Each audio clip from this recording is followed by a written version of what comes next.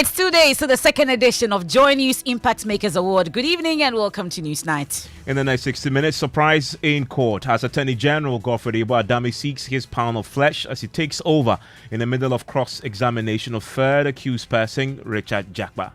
Grade vehicles into ambulances, from what I also heard in court, and I'm not going into the merits of the issue, but from what we all heard in court, the certification for same was granted in April 2015.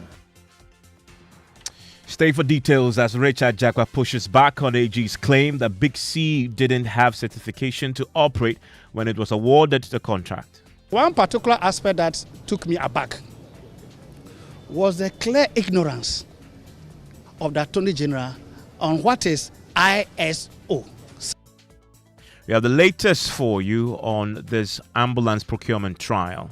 Also tonight's NPP National Council member and MP for Asante Achim North, Andy Apiakubi, stirs controversy, insisting Dr. Matthew Poku-Prempeh cannot be the right person to partner his party's flag bearer into the 2024 election. We should find somebody who, if the presidential candidate is not there, he will hold the hand of a member of parliament and go and conduct campaign in that member of parliament's constituency. I don't see that happening in this equation.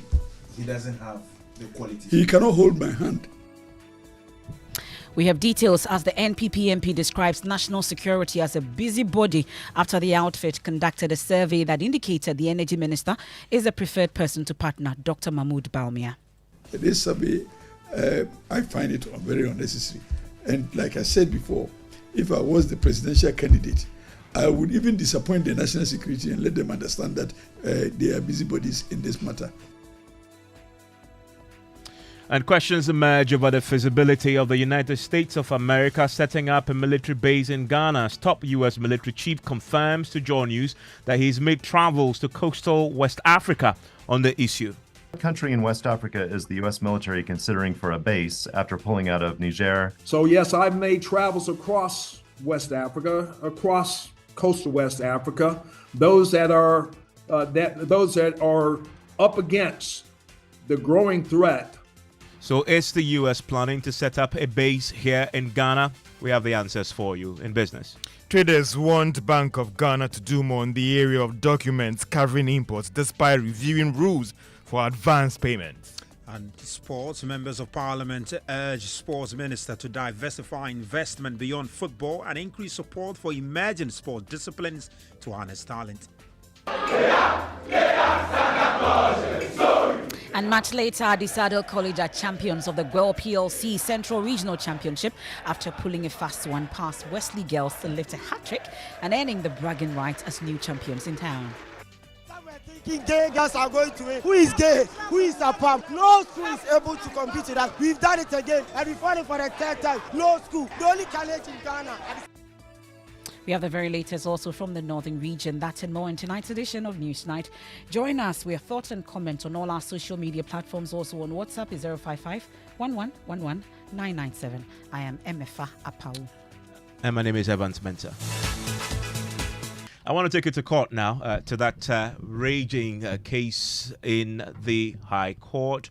That involves the Attorney General right at the center of it all with Richard Jakpa. You know that particular case, the ambulance procurement trial. And today there was a bit of surprise in court when the Attorney General, Godfrey Adami himself, took over from his deputy in the middle of cross-examination and began to cross-examine Richard Jakpa himself, the third accused. I want to bring in right now my colleague Latif Idrisu, who has been in court for us today on this particular matter. And tell me, how did this happen? Because when this started, I've been following the live updates on myjoyonline.com, which obviously you were providing, and I noticed that it was his deputy, Alfred Choyebel, who started the cross-examination.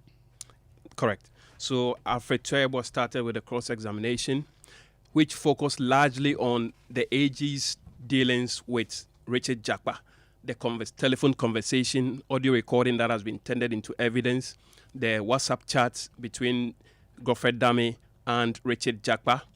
And he also delved a bit into the Richard Jakpa's position at Richard Jakpa at Business Limited. That is the business entity that went into contract with Big C for the procurement and conversion of the sprinter buses into the ambulances. So when he concluded, well, I don't know if he concluded because he didn't conclude completely on that particular subject. Then, to everyone's surprise, Godfrey Yeboah Dame stood up and then Tia Yeboah sat. Then he continued. It was a very pacey cross-examination. Why? Because Dumso was interrupting the proceedings in court. And Today. so at a point, the trial judge declared that she will be forced to suspend proceedings because it was rampant. Every 5 minutes or even less than 5 minutes, goes off, comes back. So she said she will be forced to suspend proceedings because she's afraid the equipment in the courtroom could be damaged. Then the Attorney General came in and said, the executive will make sure that that situation is taken care of, it's fixed and all of that. The Attorney General showed the judge. Yeah, that the executive will make sure that the situation is dealt with. There was a bit of a joke between the Attorney General and the trial judge at certain points in the trial. Then, so when he stood up, then he went straight into Richard Jakpa's military days and provided some documents to show that when Richard Jakpa was testifying and made pronouncement to the effect that he was released honorably by the Ghana Armed Forces, he wasn't telling the truth to the court. In other words, he lied. He lied. Richard Jakpa said that's not true. Then he provided some documents to Richard Jakpa to examine. He examined the documents, which we later got to know that it was some letters from the Ghana Armed Forces addressed to the Office of the Attorney General. So this is something the Attorney General has requested from the Military High Command, which they've been furnished with. And so... And that document said what exactly? That Richard Jakpa, I don't recall exactly, but essentially to say that to discredit his testimony before that he was not released honorably. Yes. Yeah, that's. I remember that because he insisted on that the last time this happened. I think the first time it was cross-examined. He made the point categorically. Yeah, so he wanted to make sure that Richard Jakpa was not discharged honorably. And he produced this document. And he produced a document that apparently confirms the Attorney General's or the prosecution's position that he was dishonorably discharged. So he asked him to read the heading on that document, which said that this is to discharge you for not meeting the standards of the military, and that his presence within the military, one, is not good for he himself, Richard Jakpa, and will not endear any good for the Ghana Armed Forces. That he was indebted to a lot of people within the military and institutions outside the military, reason why he was sacked within the Ghana Armed Forces. But the focus of the Attorney General's cross-examination had to do with the ISO and the fact that when Richard Jakpa and Big C had the contract that was approved by Parliament to procure these ambulances for the state, at that time, Big C did not have any ISO certification that gives that international company the go-ahead to convert sprinter buses into ambulances. That was the crux of the Attorney General's argument put to Richard Jakpa, that this company only got the ISO certification to convert sprinter buses into ambulances somewhere in 2015.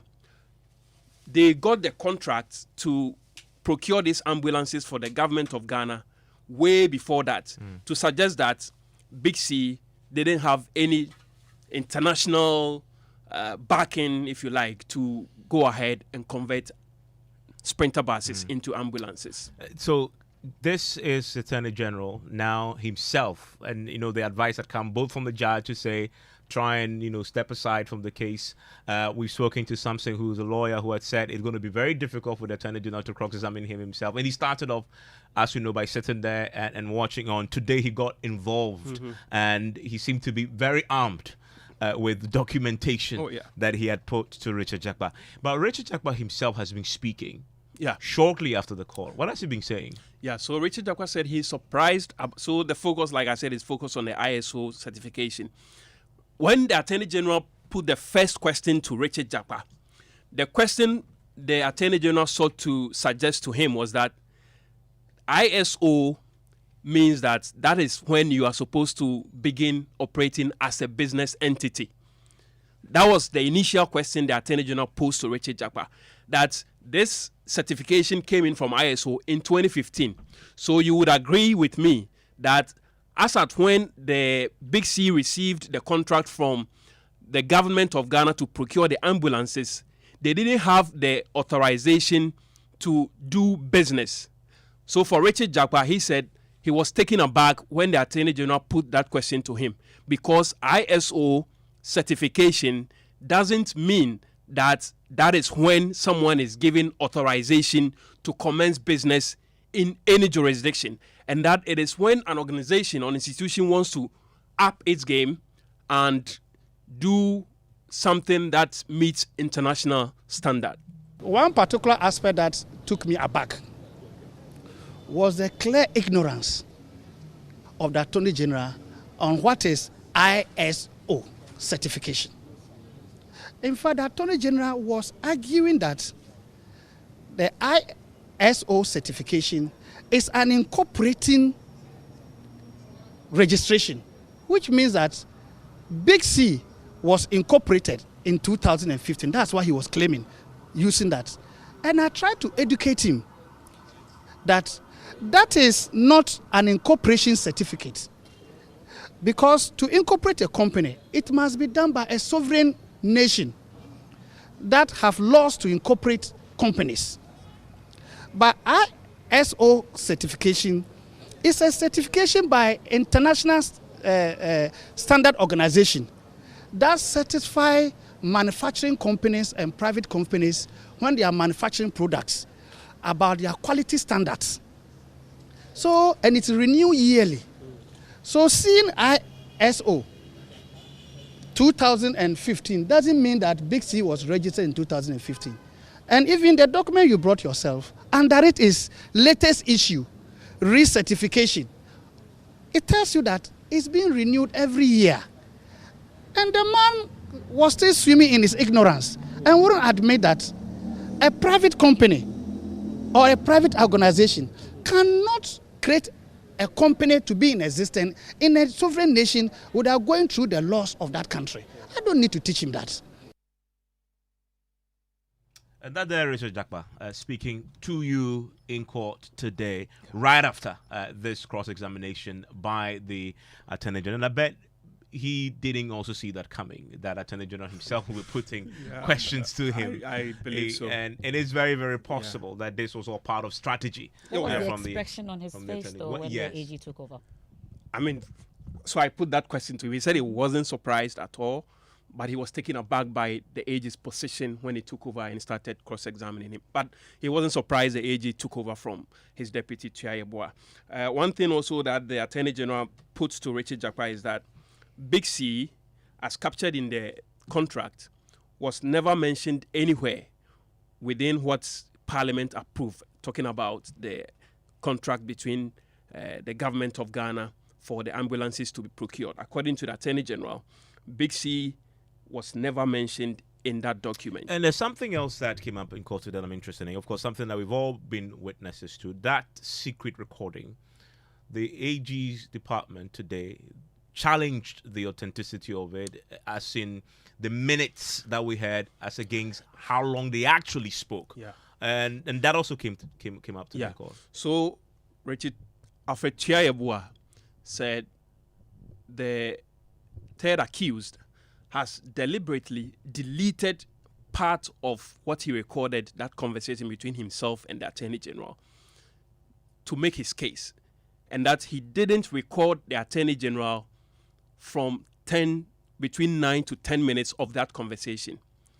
Richard Jakpa says he disagreed. And in fact, on that day, when the Attorney General called him, he was driving and on his way to see his lawyer when the Attorney General called to ask him to get fake medical excuse duty so he couldn't show up in court and all of that.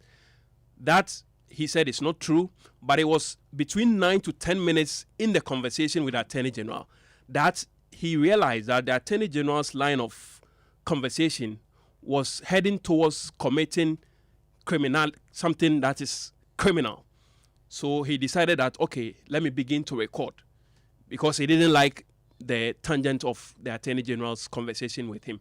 And so it is not true that he recorded only all the 26 minutes of conversation between himself and the Attorney General. And it was when he realized that the line of, conversation of the Attorney General borders on criminality. And that is when he decided to record him.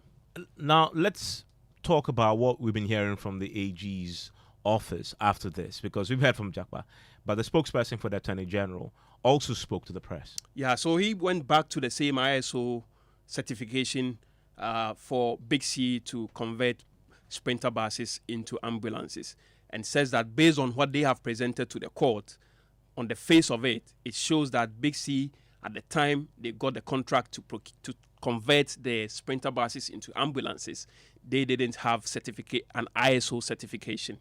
Whether or not Big C, for instance, had the license or the certification to upgrade vehicles into ambulances, from what I also heard in court, and I'm not going into the merits of the issue, but from what we all heard in court, the certification for same was granted in April 2015. Now, this means that Big C got the license or were registered. That's what prosecution has presented, correct? Absolutely, that's what I'm saying. It could be the case that there are other certifications from 2008, 2009 that you didn't present to the court, because you have presented what to suit your case. No, we presented the facts, and in that document we all heard in court, and I'm sure you heard yourself in court, where the accused person read that the accused person originally registered in April 2015. So the ISO certification is abundantly clear, originally registered in April 2015. Now, this is important to note this date, because this date is subsequent to when even the ambulances were procured in the country. Remember the agency agreement, and this is all what I heard in court. I repeat, I'm not going to the merits of the issue. The agency agreement was executed, I think, in November 2011, and then in December 2012, I think there was a parliamentary approval. Subsequent to that is when the ambulances came into the system. That was 2014. Now, today also in court, I had a host of NDC officials there also to sort of back what was happening. You know that they still at the heart of this is a minority leader case, letter forcing, and the allegation had been that he had been the target all along. We heard from the National Communications Officer of the NDC. Yeah, but quick one. So the judge on this ISO issue regarding Big C intervened at a point and asked the parties, we are expecting Big C to be cross-examined, aren't we? They all said yes. Then he said, okay, then let's move on from there. So Big C would also be cross-examined on, and I'm sure this ISO issue will come up again. So yes, we had the National Communication Director of the NDC in court, some members of Parliament in court, regional chairperson of the NDC in court, traditional rulers from the central region in court, and Sami Jemfi spoke to the media briefly after the ruling, the trial.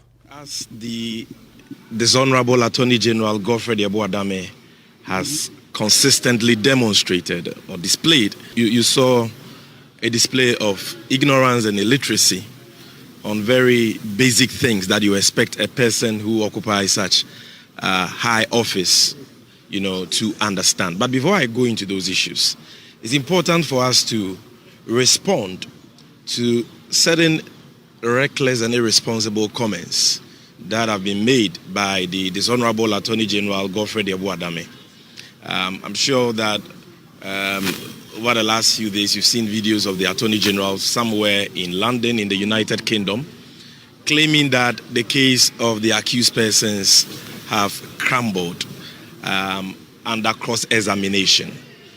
It is important to put it on record that the only person whose case has crumbled, the only person who has been exposed as a crooked character, a dishonorable character, and a liar throughout the proceedings is not Mr. Jakpa, neither is it Honorable Ato Forsen, but rather Godfred Yeboah-Dame. And that there is a National Communications Officer of the NDC, Sami Jimfi.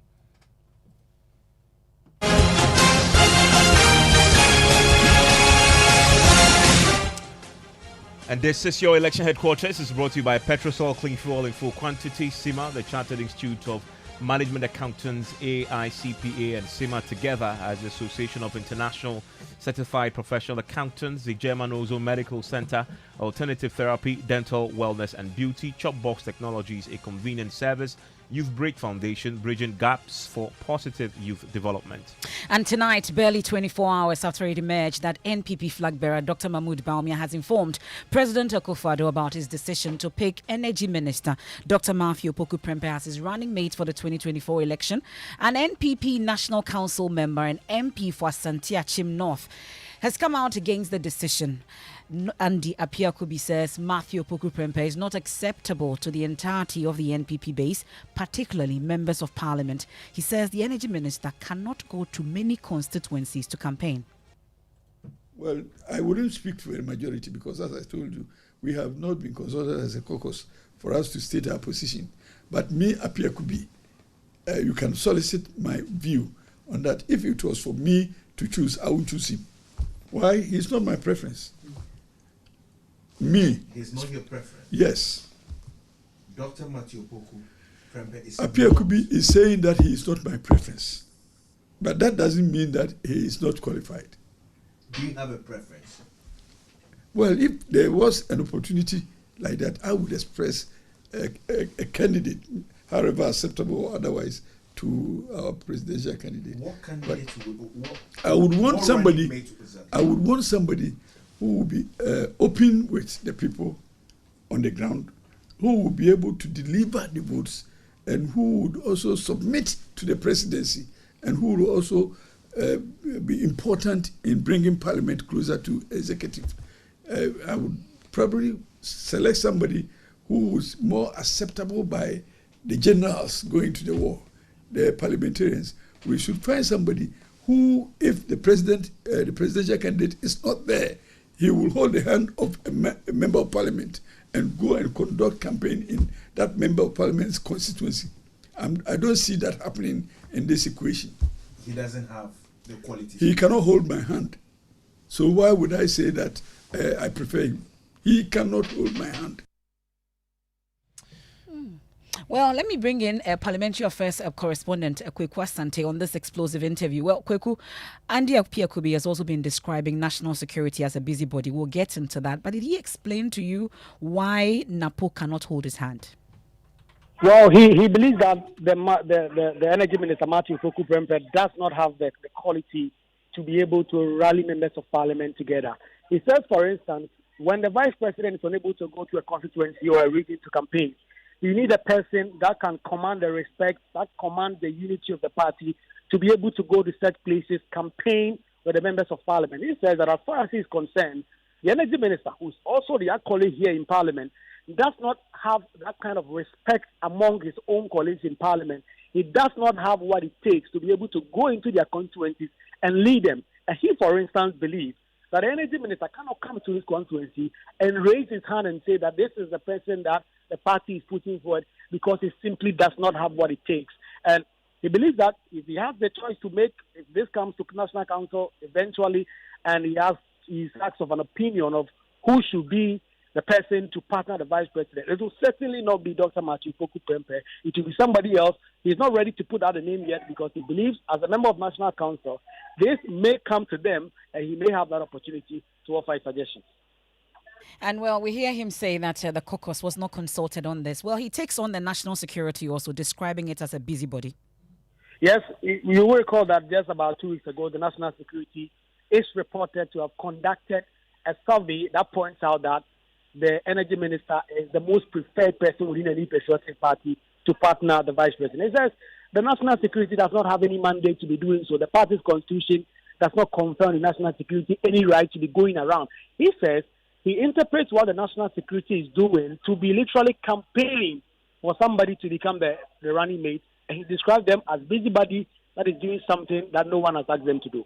Where in our MPP constitution does it state that at a time like this, the national security will conduct a survey Where is it? And is it the case that anybody would have instructed them to go and conduct a survey? And who did that? And if somebody did that, whose expense will it be? And why would we subject a national institution like national security to conduct a survey for a particular person? Or why would somebody come under a directive to conduct a survey in respect of one person's appointment or one person's nomination? I think national security has more to do than this survey. This survey, I find it very unnecessary. And like I said before, if I was the presidential candidate, I would even disappoint the national security and let them understand that they are busybodies in this matter. Nobody invited them into this. You would disappoint them by not sticking to the candidate they're promoting. I mean, when did it become the function of national security to be promoting a particular candidate for nomination into a position of running mate? When? Why now? And at whose instance? And quickly, this is a National Council member of the NPP. Well, does he give any indication, though, as to when this name will be presented to them? He does not have that indication at all, and he's worried that the party is delaying. He believes that the circumstances around the 2008 election when Dr. Bawumia was appointed running mate deep into the year is different from this election. He believes that the party must appoint a running mate and hit the grounds running as soon as possible. He says that as a council member, he's not aware that any name has been floated. They are waiting for the vice president to give them an indication that he wants to meet them and present their names. And when they go there, he says, subject to the spirit of the New Patriotic Party, some of them will make their positions known quite forcefully. We have had situations where National Council has confirmed some nominees. We have had situations where National Council has declined confirmation of a nominee. So it can be A or B. So for now, we are only just waiting on the presidential candidate to exercise his mandate of nominating one of members of the party as his running mate. Are you surprised that some names are already going around and there are talks that a name has been presented to the president and the president seems to have accepted that name? I have heard various names being bandied about, but as I know, in seasons like this, everybody wants to be heard. So people are doing necessary campaigns, and I've heard quite a lot. Is it just by constitutional details? Are we supposed to campaign for selection? The answer is no. So all those who are just campaigning, I'm sure they are wasting their time. If I was the presidential candidate, I would decline nomination of any one of them who are contesting and campaigning unconstitutionally to be recognized. I would have disappointed them because I don't appreciate the aggression people are putting into a campaign like that. It is unconstitutional and it is unfair on the presidential candidate. It's very, very unfair. He must have the peace of mind to look through the whole army and select the one who will complement his ticket. It is unfair and untoward for people to want to influence him by way of engaging other people in the media and the citizenry to campaign for it. I haven't heard and seen any presidential candidate being confronted with campaigns as we have seen this time. And I was hoping that this would have come before State of Play earlier today. Oh, yes, earlier today. To hear the views of the big heads on this particular matter. I mean, at least finally we're hearing somebody say something different from what everything else we've been told that we've been talking about for the last 2 weeks. And we'll see what storm this triggers. Maybe there are many more in there who have not said something yet and maybe open the floodgates. Very interesting times ahead. But we anticipate that possibly by the close of next week, that name should be formally out before Andy Appiah-Kubi and his colleagues. But let's stay on politics and in the election headquarters, shall we? Because the Electoral Commission has been mounting a strong defense of its transparency record as it organizes several exercises ahead of the 2024 elections this year. We've been listening to the chairperson of the EC, June Mensah, who has been meeting civil society organizations today. I believe this will go a long way to strengthening our own processes and leaving us in a better place. What is your assessment of the conduct of the electoral process so far? Would you say you are satisfied? And what were some of the major issues that came up that you had to address? Of course, we are satisfied with the electoral process so far. You may be aware that to date, we've organized the voters registration exercise. We did have some bottlenecks in the first 2 days as a result of the slow network. We went ahead to increase the days by 2. We added 2 days so that it would make up for the lost time, the time we lost in the first 2 days. Since then, we provided, the public with the data. We are pleased that the registration was highly participatory. As you may be aware, we targeted some 623,000 new registrants. We exceeded that target, and I believe we registered a little over 770,000 new registrants. So we are happy that it was participatory. We are happy that, various stakeholders, even the vulnerable in society, took advantage of the registration process and participated actively in it. We had a high encouraging participation from persons with disabilities. And so far we are happy with what is happening. Of course, there's room for improvement, and we continue to work to improve our processes. And guess who else was in this meeting with the Electoral Commission executives? Koku Anyudoho, a CEO and founder of the Tamils Institute. And he's advocating that all of us journalists should be allowed in the room the next time the Inter-Party Advisory Committee meets. Why? Because as you know, sometimes we finish a meeting and we're hearing different sides of the same issue. You're wondering who's actually telling us the accurate story. This is his suggestion, how the EC can deal with that. It's a collaborative work. If we, the CSOs, also begin to understand that some of these things, or a lot of these things, are happening not because the EC is an active participant, but it's because some people deliberately want to create confusion, then we must help the EC tell that story to the nation that so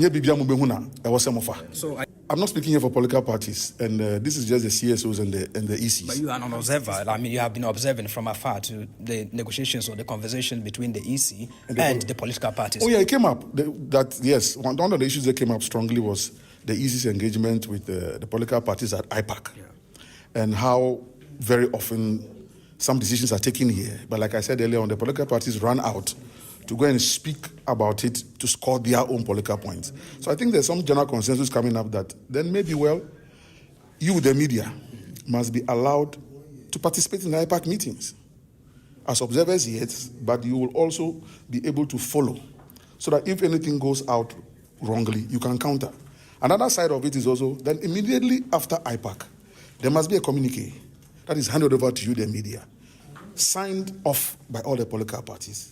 Then, so if after that anybody goes out and is telling another story, the media yourself, you'll be able to tell the people that, look, we're not interested in your story.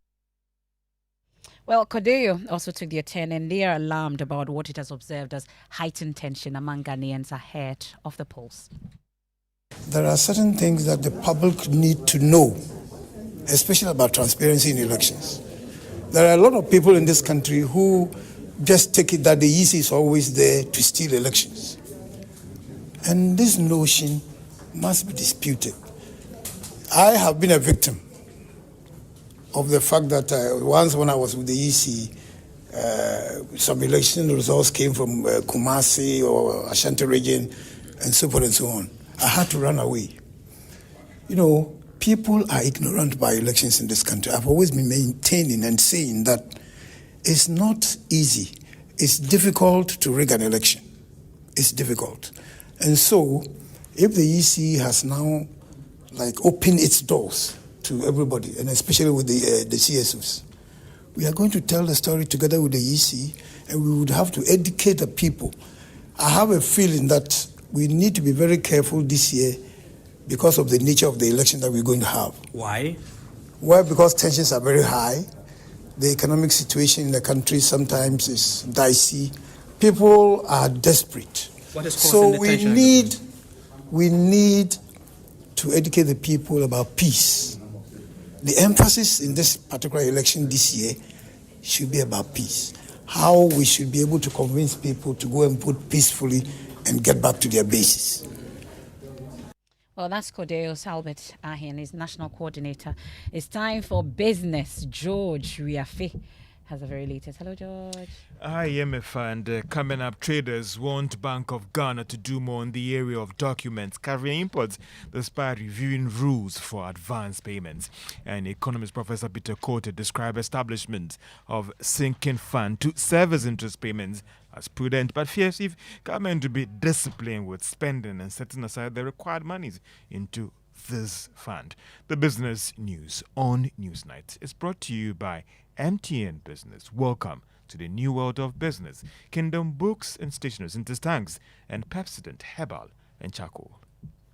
Welcome back to Business on Newsnight. Now, traders say they still want the Bank of Ghana to do more in the area of documents covering imports. The central bank this week announced that it has made some changes covering advance payments for imports of goods.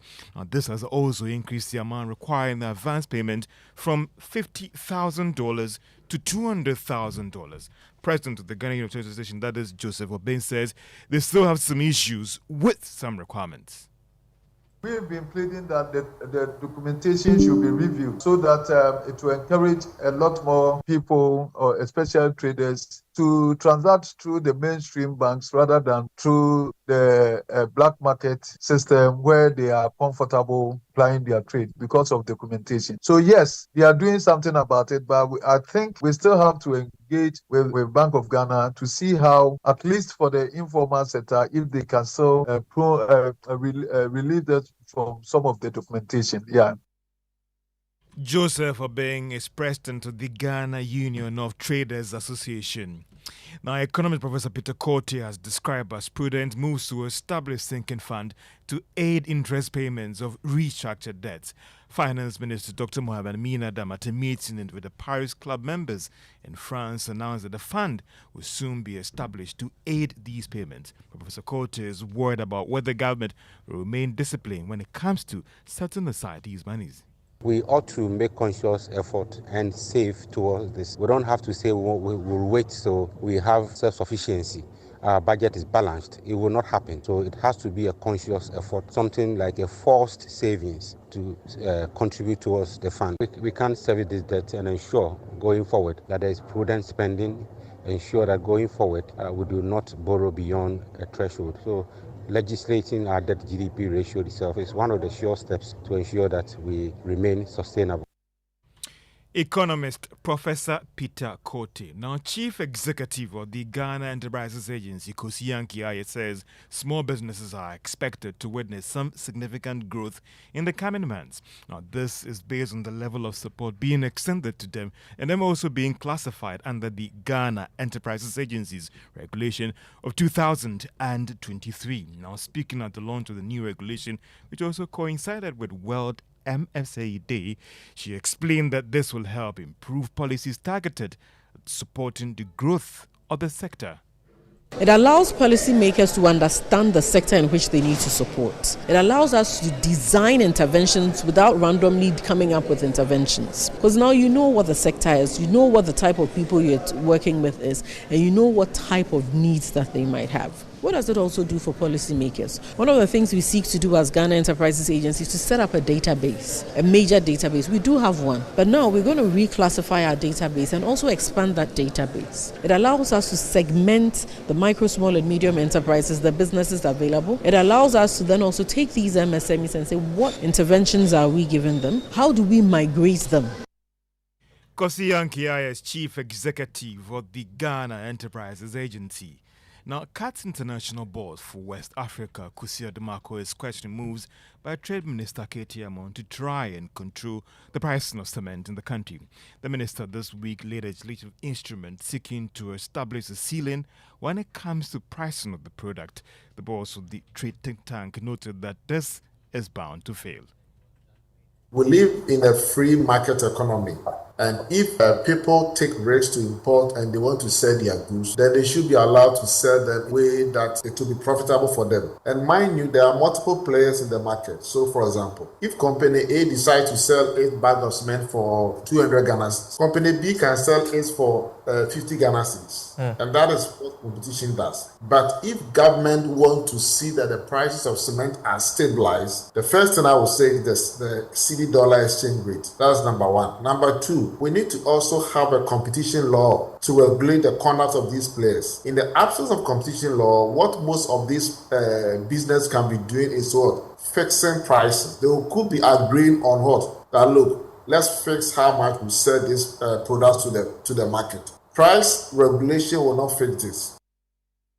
Director of the West African Regional Center of CATS International, Kusi Adumako.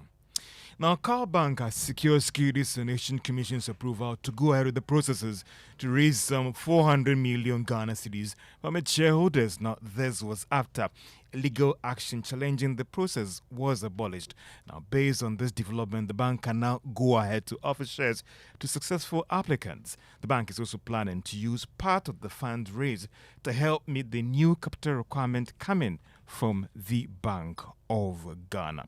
Let's turn our attention to the stock market. And if you were a shareholder of Ben's Oil Palm Plantation, there was some good news for you because it was the only gainer at the end of trading on the Ghana Stock Exchange. Was up by a peso to close at 22 Ghana cedis, 21 pesos. Now, if you've also had invested on the Ghana Stock Exchange from the beginning of the year to now, returns now stands at more than 22%.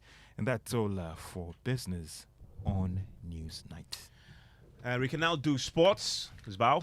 Yeah, Evans, let's head to Parliament because members of Parliament have been calling the Sports Minister, Mustafa Yusuf, to broaden his focus beyond football and increase investment in facilities for emerging sport disciplines across the country.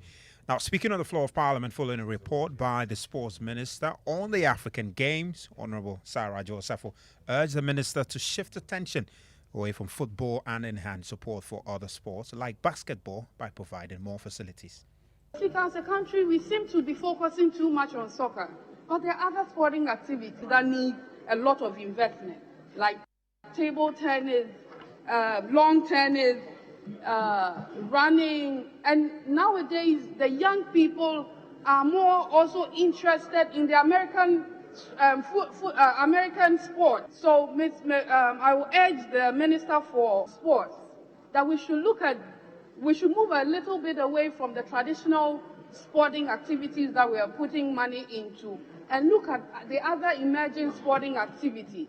I know that a few have been constructed, but I would urge the Minister that as we do the AstroTurfs, as we do more of those investments, we should also think about how we are going to improve our basketball court for the young ones. That's Honourable Sarah Adjoa-Safo, Member of Parliament for Domekwe Kwabenya there. Well, Evans, Euros group stage is done. Round of 16 fixtures now. Game starts on Saturday. And I just want to give a prediction for these two games, though. Switzerland versus Italy. Italy. Okay, then you have Germany versus Denmark. Germany. Okay, so that's the fixtures for Saturday. We'll see how. You should have asked me to bet before I gave you the answers. Put some money on it, man. Okay. Anyway, You don't have we'll a come good back track on Monday. record when it comes to betting. We all know that. You never pay. That is. So you have no business in betting. Provided I lose. If I win, that's fine. It's time for Clean Air. And women working in small-scale palm oil production face severe health risks from hazardous conditions, including or involving high heat and constant exposure to toxic smoke. Thousands of women are being sickened and risking death from illnesses resulting from this work. Mona Lisa Frimpong reports from Oforikrom in the Ashanti region. Vivian and Charity are some of the thousands of women whose health is threatened by the harmful effects of cooking with firewood. According to the World Health Organization, nearly 4 million people each year die from household smoke produced by dirty stoves and fuels.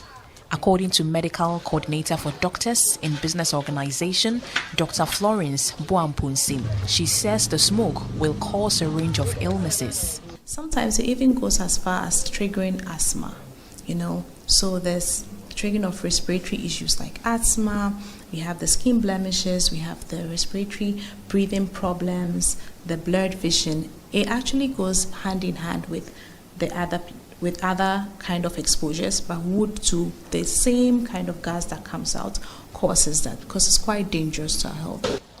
For females, Dr. Boampunsim says they are likely to suffer from hormonal imbalance from long-term exposure to smoke. So it causes hormonal imbalance for some of the women. We also have low immunity. So the more you are sitting by these gases that are being exposed from the firewood, it causes a lot of dehydration in you. Dirty cooking practices are also contributing to climate change. Despite her painful symptoms, Vivian Fori rarely seeks medical care. You know, in Ghana, we all do not like going for checkup. As long as I am able to stand on my 2 feet, I am okay. We get so sick, often coming into contact with this high heat and smoke. If you do not drink blood tonic for a week or in a month, you will be seriously ill.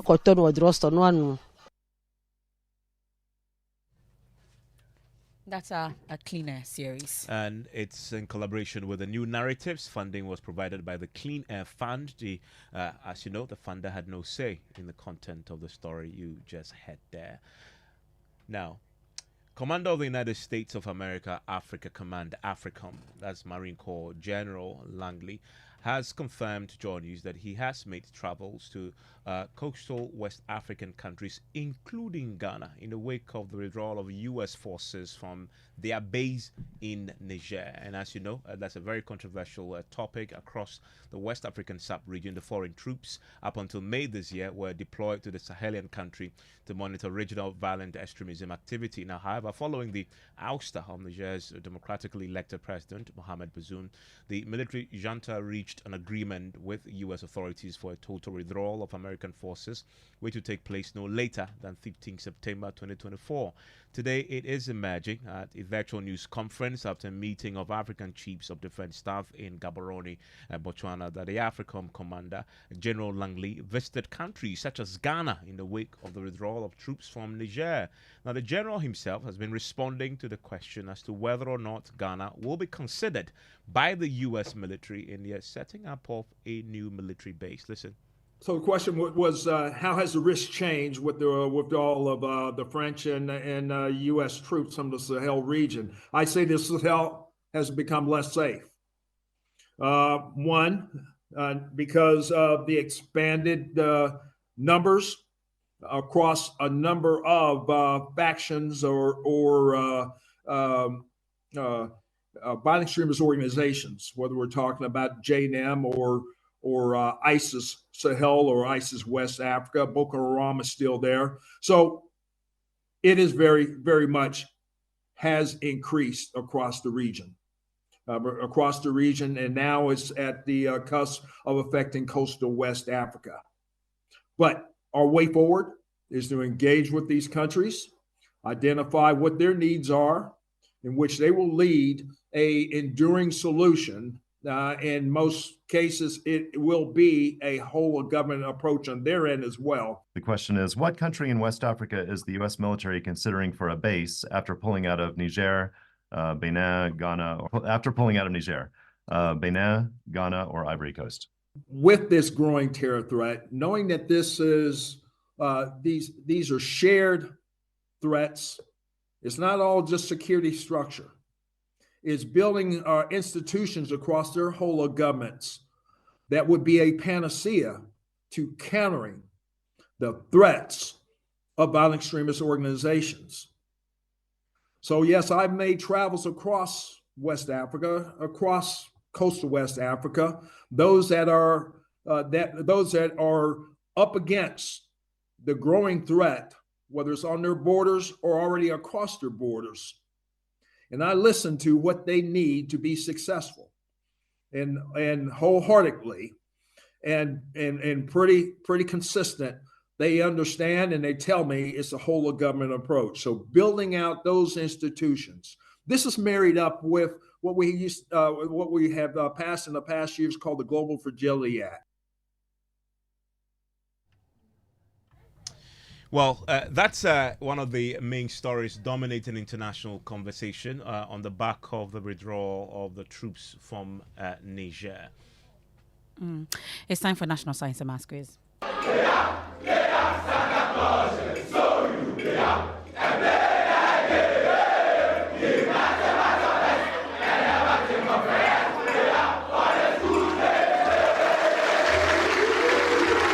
And guess who the champions of the Central Region for the National Science and Maths Quiz are? It's not St. Augustine's.